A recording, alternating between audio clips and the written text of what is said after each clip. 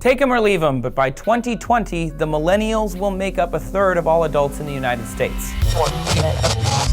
You may know one, millennials lacking life skills like cooking, budgeting, or time management. They're not interested in owning a house. Many millennials say buying a home these days is just not an option. She is calling millennials the burnout generation. According to a new study, millennials say that the term snowflake is in fact harmful to their mental health. Millennials hate this shit. They hate it. Welcome to another episode of Millennial Malarkey. My name is Adam. My name is Alec. I'm Andrew. And I'm Jesse. How are we doing today, boys? Doing all right, guys. Doing well. I'm doing great. Good. How are you doing, Adam? You know, living the dream one day at a time. Andrew, how's your toe? Dude, honestly, the base of it right now is really, really fat, and I can't tell if it's just that the tip has stopped in swelling and gone back to normal size, or the base is starting to swell. No, I asked about your toe. That's what I'm talking about. My one big toe. But yeah, so it hurts, but it's doing all right. Thank you, Alec. I was concerned about you. Thank you. Most people are. All right, well, now that we have that out of the way, today we're talking about the assassination of JFK. Was it real or was it fake? Well, he actually died, so it was real. Yeah, I was going to say he's pretty dead. I don't know about that one. Well, okay, we'll tune in next week. No, I'm kidding. Yeah, that was a short one. Right? If I had a nickel. Anyway, yeah. Good God. Let's get some quick opinions about the JFK assassination. So I'll start with me personally.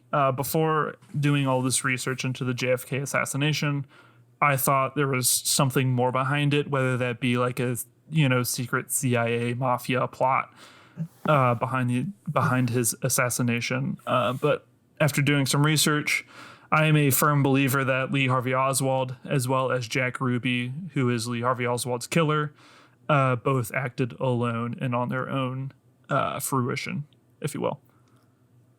Okay, so I don't really know a lot about this theory, and to be honest, like going into it, I've heard a little bit about it because it's like a pretty common thing now.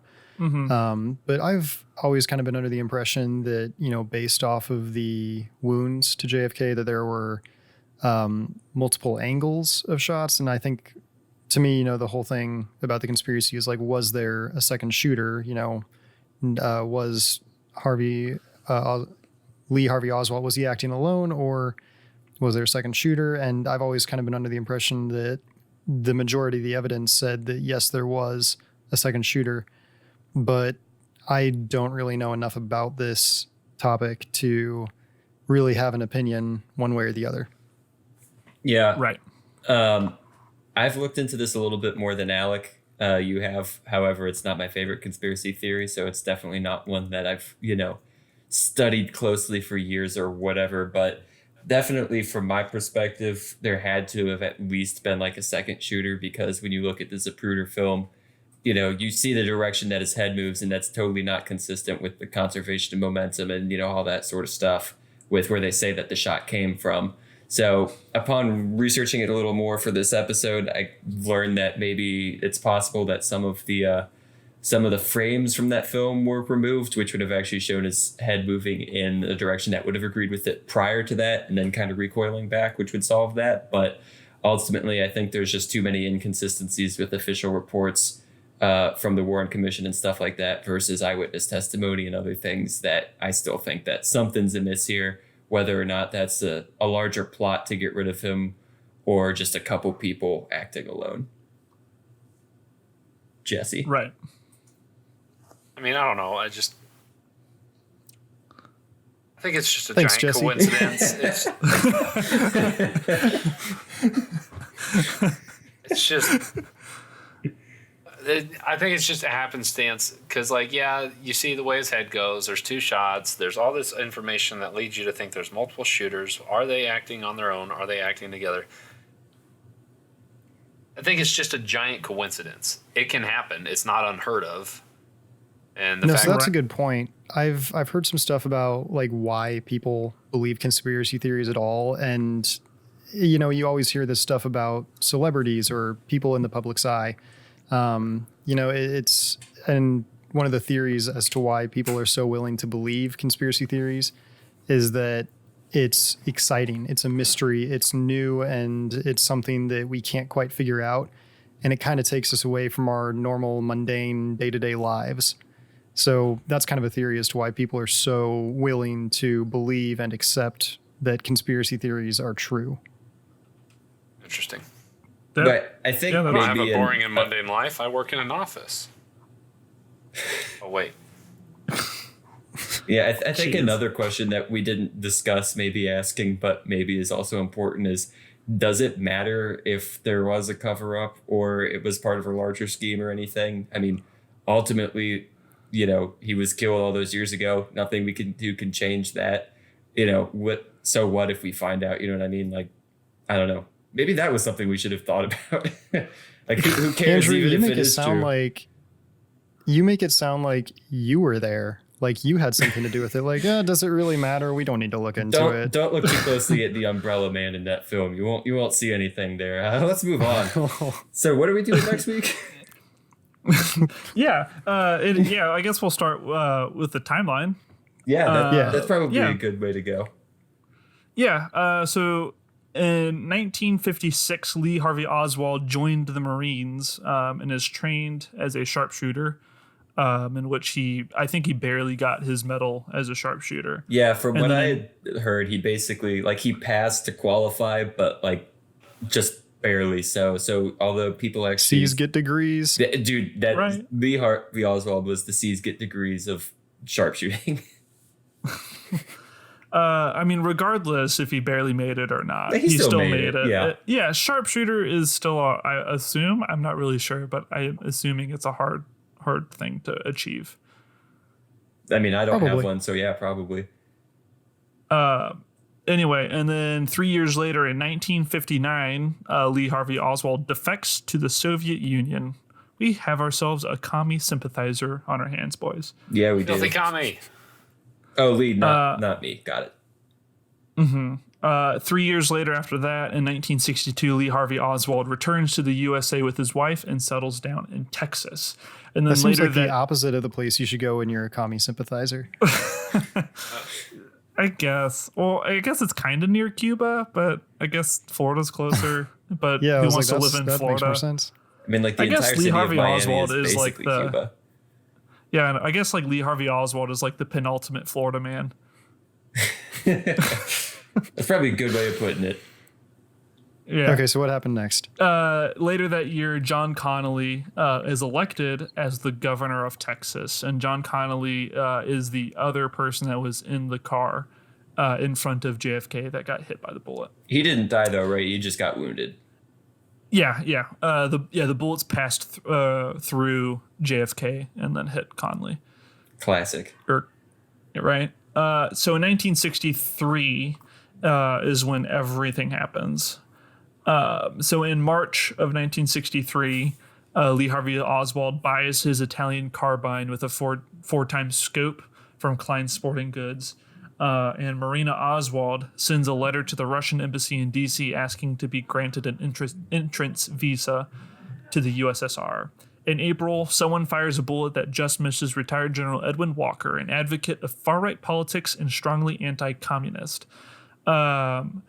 Basically, the case remains unsolved until 2 weeks after the death of Lee Harvey Oswald, when Marina Oswald, his wife, admitted to the FBI that it may have been her husband who fired the shot. Later in June, JFK decides to embark on the trip to Texas to help raise more Democratic presidential campaign fund contributions, as well as begin his quest for re-election and mend political fences among several leading Texas Democratic Party members who appeared to be fighting amongst themselves. And then Lee Harvey Oswald also applies for a passport in New Orleans, stating he intended to depart from New Orleans during the period from October to December later that year for proposed travel as a tourist for 3 to 12 months. We later find out that he was probably trying to go to Cuba for whatever reason. So in September, Lee Harvey Oswald goes to Mexico and visits the Cuban consulate 3 times to try to get a visa to Cuba. And then he also goes to the Soviet Union embassy in Mexico City to try and obtain a visa from them, as denied in both instances. He later goes back to Texas. In October, a friend of his, Ruth Payne, calls the Texas School Book Depository and speaks to the building superintendent and secures a job interview and obviously a job for Lee Harvey Oswald. In November, Friday, November 22nd at 11:38, JFK and the presidential entourage arrive in Dallas aboard Air Force One. And then 12:30 p.m., the limousine made a sharp left-hand turn from Houston onto Elm Street, and after the president had started waving with his right hand, the first shot was fired. 3 minutes later, Lee Harvey Oswald exits the Texas School Book Depository.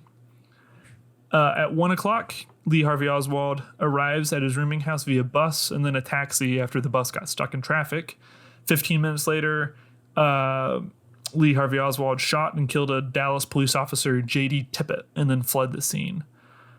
At 1:50, Lee Harvey Oswald ducks into a theater after some police cars drove down the street, and he turned his head to look away, to try and hide his face from the police. And a nearby shoe store manager saw him and then witnessed him duck into a theater after the attendant was not very attentive. Literally the only thing you get paid to do. Good one, Adam. Right. Sounds like it hasn't always been millennials not doing their work properly. Am I right? Oh my God. Hey, tying it all together. There we go. It's all coming together. So the manager notified the police, and then within minutes, almost 24 policemen arrive at the theater. It is noted that Lee Harvey Oswald resisted arrest and, according to the police, attempted to shoot a patrolman after yelling, "Well, it's all over now." And there's our timeline.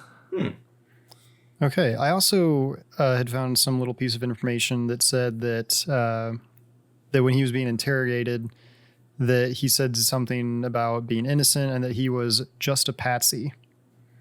So I don't know if that, well, I guess when you say when he was resisting arrest, that kind of makes me think like he genuinely might have thought that he didn't do it, or, that he might not have done it, Well, yeah, because especially if you look at that quote, "Well, it's all over now." I mean, from one perspective, it's, well, he killed JFK. It's over for him, whatever, the job's done.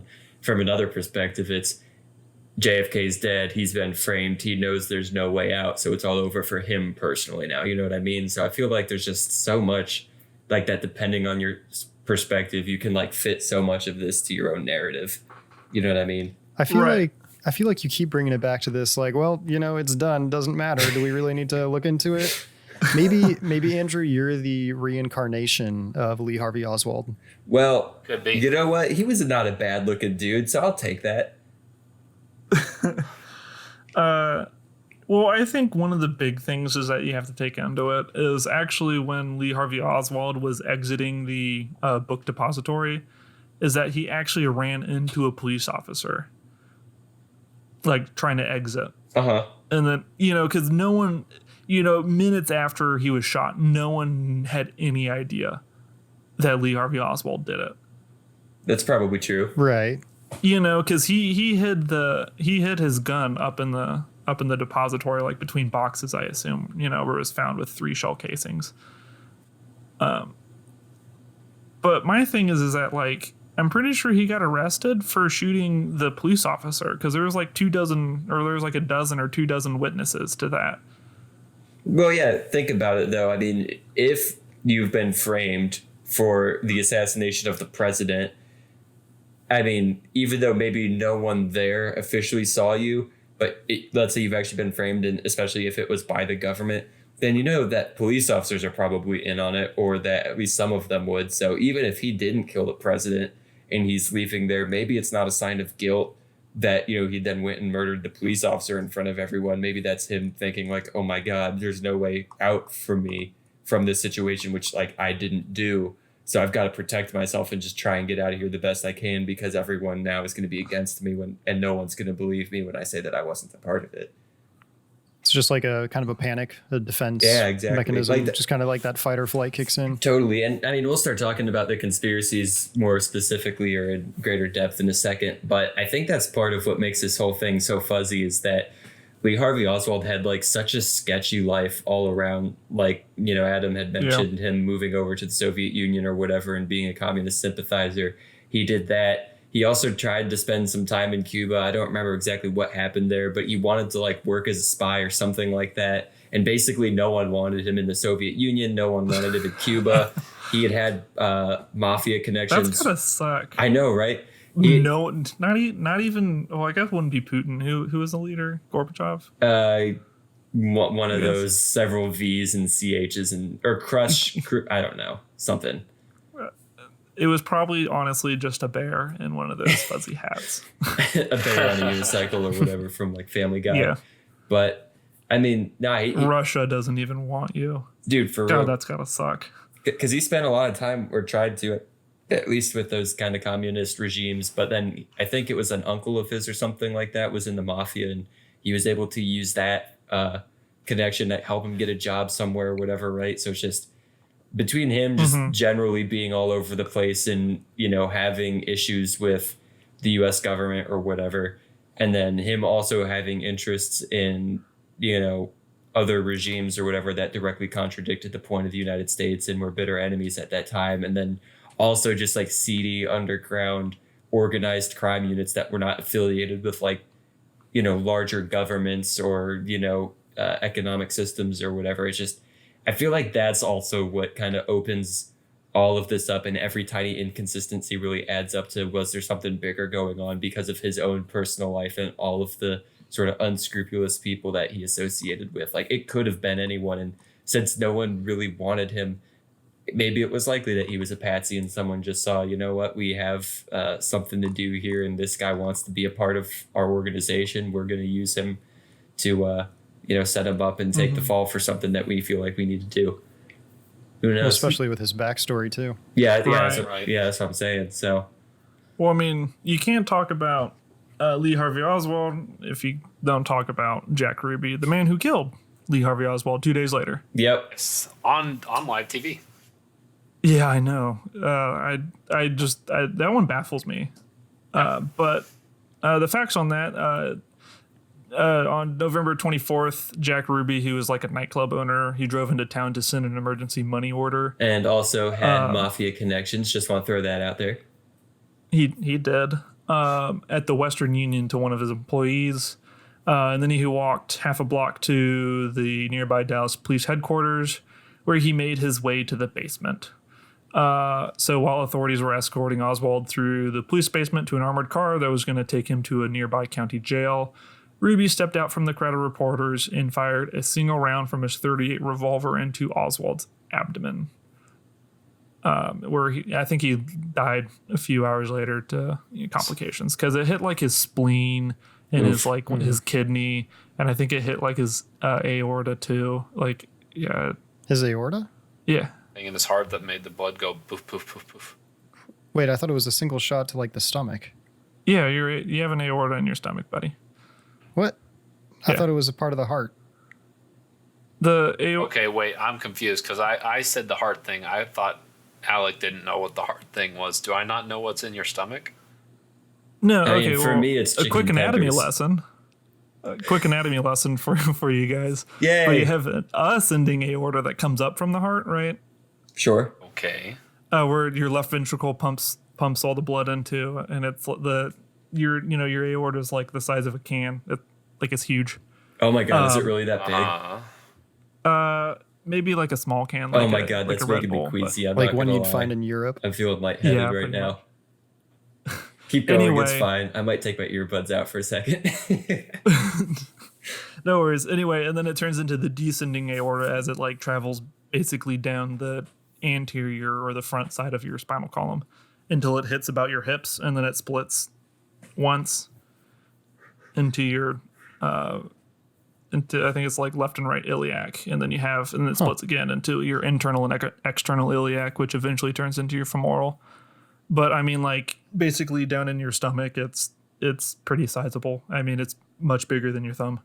Oh my God. That, ladies and gentlemen, is what a master's in contemporary anatomy will get you. Yeah. We should totally do an episode where Adam breaks down the medical parts behind various assassinations in history. Like, what was it about the 50 times that Julius Caesar was stabbed that actually killed him? That actually killed him. Which one was the fatal knife wound? Although at the same time, does it matter why Julius Caesar actually died? I mean, it's done. He's not coming back. Oh, God. This again. Okay. Did you do that one too, Andrew? Who knows? Maybe I'm also Brutus incarnate. But anyways, not to get too off topic here, but thank you for the lesson, Adam. No problem. Anyway, back to Jack Ruby.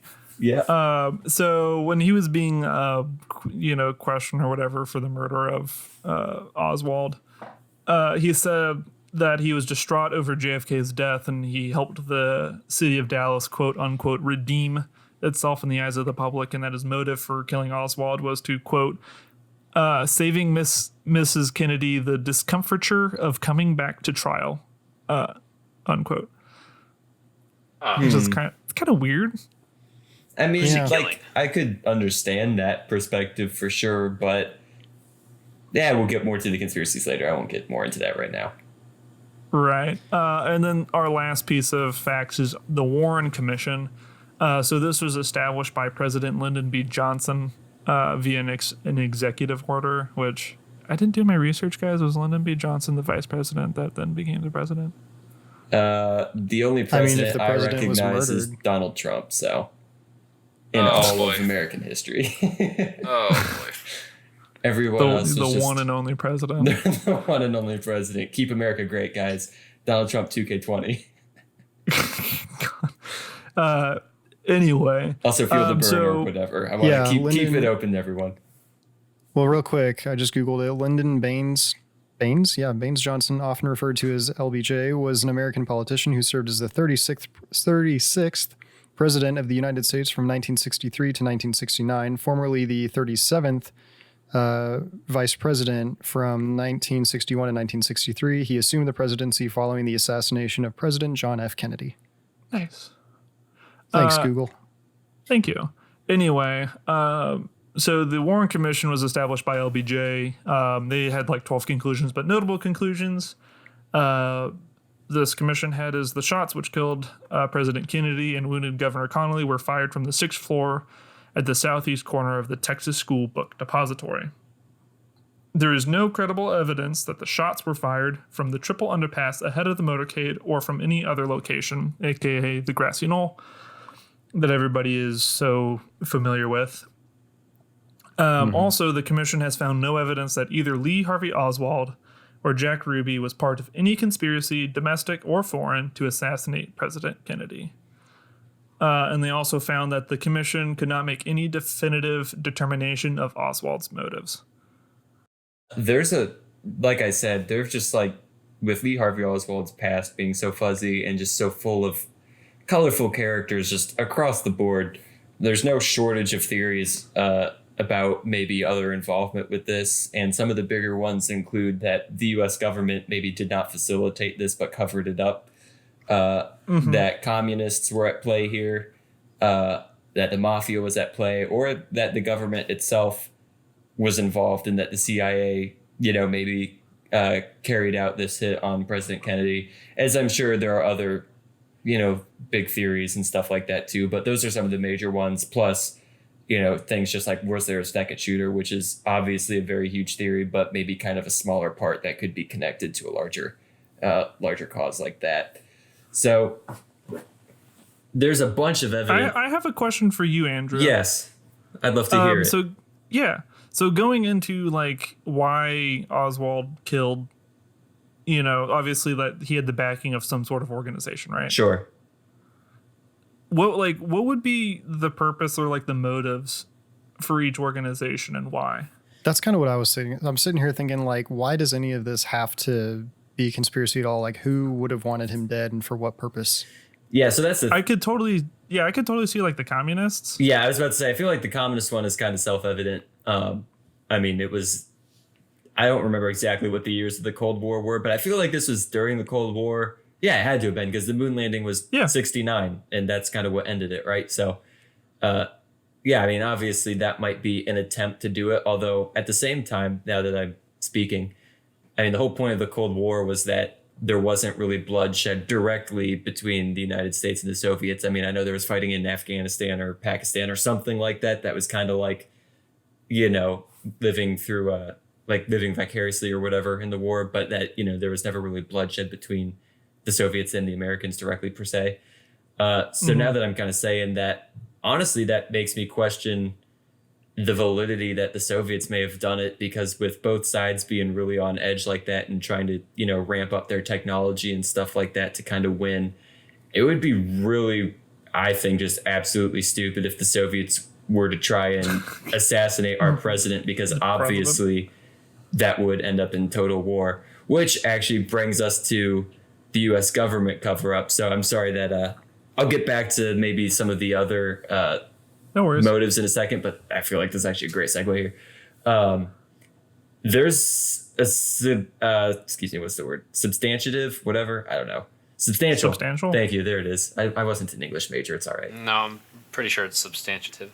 It's substantive. We'll go with that. There's a substantive amount of evidence that the U.S. government may have covered up the assassination. And actually kind of the starting point for that is that, I guess at that point, President Johnson was worried that it was the Soviet ties that Lee Harvey Oswald had that would really make it seem like the Soviets did it, whether or not they actually did, but just him being interested in the Soviets and trying to defect over there would really implicate that whole regime over there, and actually would break out in a much bloodier war directly between the United States and the Soviets. So that's kind of the starting point for why the U.S. government would have covered it up, which, as I've talked through this whole thing now, that all kind of makes sense. So whatever. But the Warren Commission basically was accused of bullying a lot of eyewitnesses from the assassination. And basically, whenever the witnesses would start to maybe share details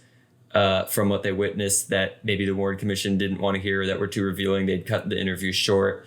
Also, several people reported being threatened with their health. And I believe, I don't remember what the exact quote was, but someone was told that basically, you know, you might get hurt if you share what you saw by official interviewers. Others lost jobs and stuff like that. So there's just kind of a lot of intimidation and bullying going around with these people giving their testimonies. Also, a lot of their results directly contradict autopsy reports, other news broadcasting at the time. And then obviously the one that kind of makes me feel like there was a second shooter, which is the whole bullet trajectory, you know, gun. The magic bullet. Yeah, exactly. Dude, no joke. I don't think it was one of you. I think it was someone I was talking to at work the other day, but we were actually talking about this. And someone told me how it's possible. I don't know if you guys know this or not and can confirm it to me, because with my physics background, this makes absolutely no sense. But if you shoot something in the head from one side of the body, there's a chance that it can hit the head, not penetrate through, but travel along like the perimeter of the head to then where it would be on the exact opposite side of where it would have been shot, and then penetrate inward, which would basically that makes no sense, right? That's not a thing. What? No. What? Say that again. So like if Jesse, I'm imagining if a I'm bullet like standing, going into orbit around someone's head, yeah, and then just like crashing on the other side. Basically, like Jesse, if you're standing there and I decide to shoot you in the head for some reason, probably a good reason. Don't worry, BB. But if I shoot you on, like, let's say I shoot you on the right side of your head, not from point blank range or anything, but I shoot you, it hits your right temple, travels across your forehead, and then when it reaches your left temple, travels inward towards where the bullet was fired from into your brain. So hold on, I'm still confused. Is the idea that it like somehow like slides along the outside of your head? Yeah, like it slides. It's to do with something like something about the rifling of it, that it's spinning and it's allowing. I don't know. That makes sense. Yeah, like I wouldn't be surprised if you could just like graze someone's head or something, but there's no way it would travel along and then penetrate back in. Thank you. I call BS. dumb. Yeah, I don't remember who was telling me that. I'm glad it wasn't one of you guys, but someone told me that. Wait a second. Force equals MA. Like, how does that happen? Force equals It's math times accelerating. Andrew. Am I right? Hey yo, That's right. we should get that on a T-shirt. Right. Anyway, the magic bullet theory, for those of you that don't know, but one of the bullets, the proposed trajectory that it passed through President Kennedy's neck and then went into Governor Connolly, who again was sitting in front of JFK, went into the back of his chest and then went through his wrist and then embedded itself into the governor's thigh. Nice. So, yeah, I know, right? So if this is the true trajectory of the bullet, it traversed through 15 layers of clothing, 7 layers of skin, and approximately 15 inches of muscle tissue, struck a necktie knot, removed 4 inches of rib, and shattered a radius bone. And mind you that this bullet, the copper jacket, was completely intact, and the bullet's nose appeared normal. Just And that remember, the tail was compressed laterally on one side. just remember, don't stop till you get enough, like Michael Jackson said. And that bullet did not stop until it got enough. Good way of putting it, Jesse. There's nothing so- wrong Wait, with so that, is the guys. idea that there was like a bullet like planted there saying Or like, that- oh, look at this. This must have come from this gun when it clearly didn't? No, well, the thing is that if there was a single shooter and it was only Oswald acting alone, that Then how this could bullet that would happen? have to have this trajectory Yeah. and gone through all of this stuff. Oh, I and see. Which been makes, like, completely no intact, sense. basically. So Which is a little odd, but weirder things have happened. I don't know that many. weirder things have happened, but I mean, maybe. You know, but another one is the bullet from the Zapruder film. For those of you at home, I would recommend doing it. It is very gruesome. You see JFK's head explode, which is what you were talking about, Andrew, and Yeah, the with the trajectory. whole My one momentum thing, stuff. yeah, the momentum thing. It could be explained by the deceleration of the car. If you look in the back, there's a Yeah. cop motorcycle that kind of catches up to it. Yeah. But the one thing about that is I do firmly believe that the kill shot did come from the book depository because the head exploded. His head exploded in the front, right? Mm-hmm. If I've learned anything from Adam and Jamie on Mythbusters is that the exit wound is always much bigger. Yes. I'm not sure that was the message they were trying to convey in that show, but Right, they I'm only glad care that about that when was your things go boom. takeaway. But anyway, that is like the one thing. Like I firmly believe that no matter how much you look at, the head going back back whenever it explodes at the front, but that's just me personally. Yeah. I mean, I don't know. I still just see the momentum of it. And like going back to the car deceleration real quick, because I don't know anything about exit wounds. Fair enough. Sorry, well, I'm immature. But I mean, let's say you're going through a nice stroll down through like the roads of Dallas, the streets of Dallas, and everyone's having a good time. And all of a sudden, you hear gunshots and the president's head's exploded. Why, if you're the driver, do you slow down in that situation? Wouldn't, if anything, you should be accelerating to get the hell out of there. You know what I mean? And so to me, that either says, well, that could say a couple things. The driver's really dumb and like doesn't understand how to human. That the government could have been in on it and making sure that they really had the chance to get him. And I'm sure there was another one I had in my head, but I lost it. Mm-hmm. So I don't know. That seems suspect to me. Maybe it was that the police motorcycle accelerated because they're like, oh dang, shots are fired. Get out of Maybe here. he just wanted, maybe he was goosenecking, which is like, if you don't know what that means, it's where people on a highway like slow down to just stare at what happened on the side of a highway if there's an accident. Rubbernecker. Rubbernecking, yeah. Never mind. Well, I think too, Not there goosenecking, but like, the case might have been that like since I just pulled it up, the last president to be assassinated before JFK was William McKinley. yup. Looks like it was 1901. That's So, I mean- something I did not know. Yeah, I didn't know that Well, yeah, either. because I'm thinking like I was guessing it was the Lincoln. Yarp, he got assassinated, Yeah. and we ended our imperialism because before that we were taking over everything, boys. I'm just saying that's over a 60-year difference. Like maybe it just was that, maybe people thought, oh, in today's age, like no one's going to assassinate the president. I would think that, of course, they'd have security measures in place that, if there's gunshots that, the driver would know to try to get out of there or whatever the case would be. But I just think that no one was expecting it, and maybe it just caught the guy off guard. Yeah, it could have been.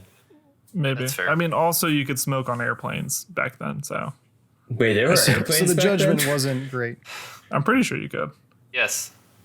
And you know how I know that? Because Mad Men, the show. And that's completely factual. Interesting. I've never seen that, but I'll take your word It's for it. completely factual, okay? Well, we're starting Right. to run out of time, so I'll just kind of hurry through these other conspiracies real quick. So to kind of summarize the U.S. government cover-up thing, because it's been a second since we talked about that, basically it goes, President Johnson may have believed that the Soviets would be implicated in this, was worried about the potential disastrous consequences of that if the public thought that the Soviets were responsible for it, and so basically created the Warren Commission to basically just ignore any sort of testimony that would point to other involvement, because they just wanted the public to believe that Lee Harvey Oswald did this alone, that he had only whatever individual motivations he had for them, not ones as part of larger organizations, and that he's dead. So it's basically all wrapped up neat. It's done. Don't worry about it. We're not going to war over it. That's kind of the government cover-up part of it. Now going into the mafia one, because that's the one I know the next kind of most about. And I also have my own theory that I'm going to get to here in a second, because I want to hear what you guys think about that. But obviously, 2 days or whatever it was after Lee Harvey Oswald was arrested, Jack Ruby went and murdered him on live TV. And that's kind of where the mob stuff really starts to come in, because Jack Ruby was connected to the mafia. And there's actually a picture, I think it's of Lee Harvey Oswald getting arrested, though I don't remember, because all of the research I've done is from Wikipedia, so who knows. But you can actually see Jack Ruby in the background of this picture of Lee getting arrested the day of. So he's like in these pictures that day, and then 2 days later, he's there and kills him on live TV with these mob connections. As I mentioned before, Lee had used some mafia connections in his past to get some jobs, which I, again, think was through his uncle. So that's where some of the questions start to kind of come up as well. Was this just another person kind of more involved with the mafia trying to cover up that the mob was involved with this? And also, I don't have all the names written down, but there were several other mafia member deaths shortly after Lee was killed. So that kind of points to, I don't know what the mafia, what their motive would have been to get rid of JFK or anything like that. I don't know if he cheated them on money or something. I don't know, who knows. But with the actual murderer getting murdered, and then other people involved being murdered shortly after interviews and stuff like that about the event, it just kind of paints a sketchy picture. Plus, up until his death, I believe only a couple years later, Jack Ruby insisted that he had never once regretted killing Lee Harvey Oswald. So there's just some questions there about the involvement. I feel like the Soviet theory is also kind of a little self-explanatory, considering that, Lee moved to the Soviet Union and also was a big fan of Castro's regime. Again, I think that one personally is a little bit more unlikely, just because of the, real war ramifications of that. But there's definitely an argument to be made that, maybe they would have had a vested interest in doing so. Let's see. Yeah, I mean, the other one, which we've already kind of talked about, really, that I have written down, is the whole grassy knoll theory, second shooter, head directions, and all that. I want to run through a theory that I actually was thinking about shortly before we started recording here. And then I think we'll kind of have to wrap up this episode. But I don't know how much you guys know about physics. I think that Jesse has a pretty solid knowledge from his engineering, but Adam and Alec, I don't know how much you guys know. But I don't. Physics 1 and 2. It's pretty simple. Listen, electricity flows, and when things go up, they come down. Sometimes. Depends on where you are, I guess. But I don't know if you mentioned Andrew, but he studied astrophysics, so it doesn't. I also have a degree in. Well, true. It just actually Oh my no, God. because orbit is perpetual falling, so it is coming down, but they're just moving so fast that you can't really tell. Anywho, basically one of the I don't like that. you don't like that. No. I think Adam just had a brain fart. Something just broke in did. his worldview. Well, Have to I reboot almost. my system. Oh my God! I'm Keep sorry, going, man. Andrew. You're good. Well, basically, one of the main goals of the past, I don't know, few decades or whatever, maybe longer than that, is to unite all of the fundamental forces in physics under one big thing. And that kind of started when when physicists realized, like, oh, the forces of electricity and magnetism can be combined into one, electromagnetism. So now they're trying to unite that with gravity and then the atomic forces too, and just basically have one master equation to rule them all, essentially. And so kind of in thinking about that, who's to say that all of these various conspiracy theories that we have aren't connected too? I mean, think about it. What's probably in your guys' mind the next biggest conspiracy theory behind the JFK assassination? That's Elvis not is Area still 51. alive. Well, I don't know. well Elvis think is think alive. governments. You mean like timeline wise? I mean, not necessarily. Actually, yeah, timeline wise, but just in general. Because it was like the moon landing? Yep, the moon landing. I feel like that's one of the other bigger ones, is whether or not the moon landing was faked. And so, guess which president was the one that said, "Yo, we need to land on the moon and beat the Soviets"? JFK. The one who got What assassinated. what if Kennedy, in meeting with the NASA people, understood that there was no possible way that we could actually land on the moon because the technology wasn't possible at the time, and who knows, maybe it's still not possible. I don't know. I haven't been there. I don't know if you guys have. But Elon Musk JFK will. knew, guys, JFK knew that you couldn't get to the moon, and that he knew that we were going to have to film it and fake the whole moon landing to win against the Soviets. And that was the government taking him out because he's just another witness to another person that knows it, and no one can know that we're faking that. That's what I think. These aren't two separate conspiracy theories. JFK wasn't assassinated in, what was it, 62, 63? I don't remember. 63. 63. He wasn't assassinated in 63. 63, and then 6 years later we landed on the moon, and oh, that's a separate conspiracy theory. It's all part of the same narrative. JFK Boy. set the goal to land on the moon, realized it wasn't possible, set in motion a plan to hire Stanley Kubrick or whoever, George Lucas, I don't remember, to start filming this to show to the world, convince the Soviets that we landed there, beat them. Our government realized that one too many people knew this plan, took out JFK to kind of keep the witnesses down to a minimum. A few years later, we faked the moon landing, and it's all just really one big connected conspiracy theory, one string theory. Wow. To rule all the conspiracy theories. Now we just got to figure out how Area 51 comes into play with this. And 9/11, I guess, is another conspiracy theory. I don't know, but it's all got to be connected, guys. Oh boy. Well, it sounds like the moon landing is probably going to be our next conspiracy topic. So It's- be on the Maybe. lookout for that one. Yeah, Well, my one rebuttal to that, Andrew, is have you ever there's heard only one. of yeah. Okay. Have you ever heard of a Franciscan friar named William of Ockham? As the in 14th Occam's century. razor, that Yep. the simplest explanation is the most likely to be true. Yes. Yeah, tell that to any sort of theoretical physics, my friend. I don't know any theoretical physics, so I can't. Basically, it gets weird, but it's also pretty demonstrably accurate. So I won't say true because obviously it's science. You don't want to say anything is true, but it has not been proved Right. false.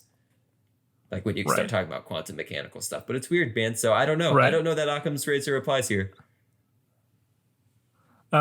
Anyway, let's get our opinions, our post podcast opinions on it. I still hold strongly that Oswald acted alone and Jack Ruby acted alone, and that they had their own motives, whatever it be, and there was no sort of conspiracy, whether it be domestic or foreign, to kill Yeah. JFK.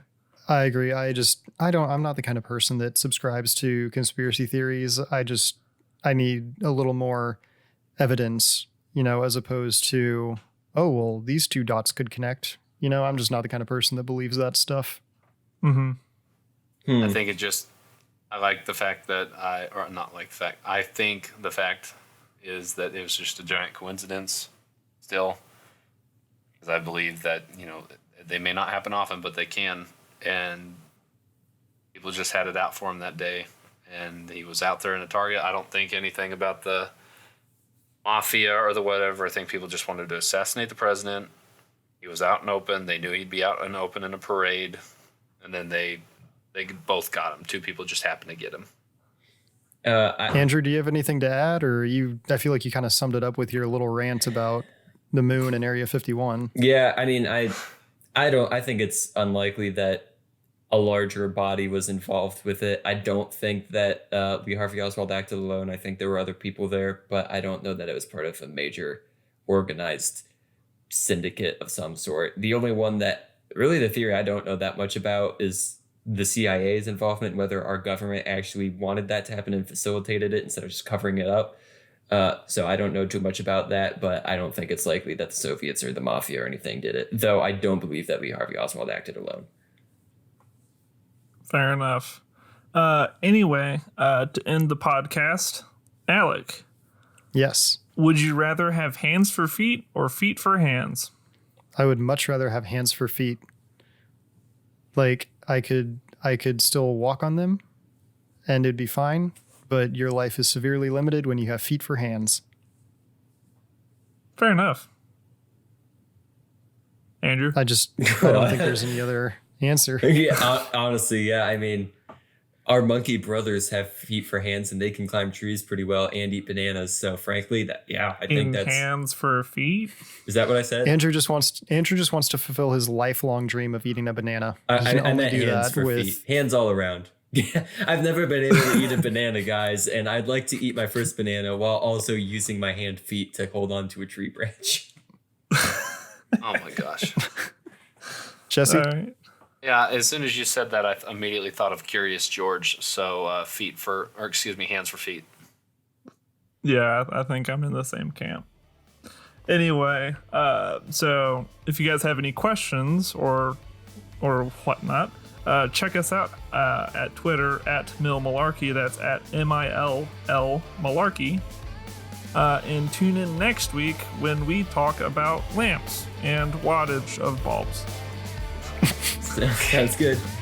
All right, bye, gents. See ya. Looking forward to it. See you guys all then.